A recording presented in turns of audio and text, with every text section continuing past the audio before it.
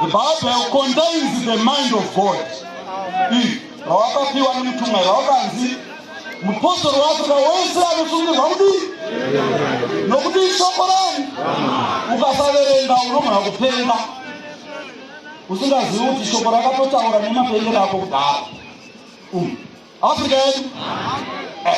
The Bible contains the mind of God. It contains the state of man. It contains the way of life, the doom of sinners, and the happiness of believers.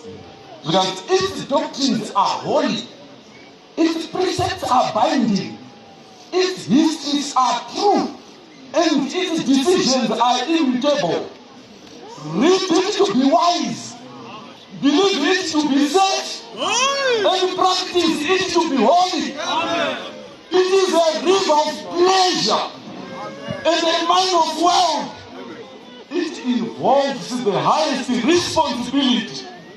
We will reward the greatest laborer and will condemn all who trifle with its sacred contents.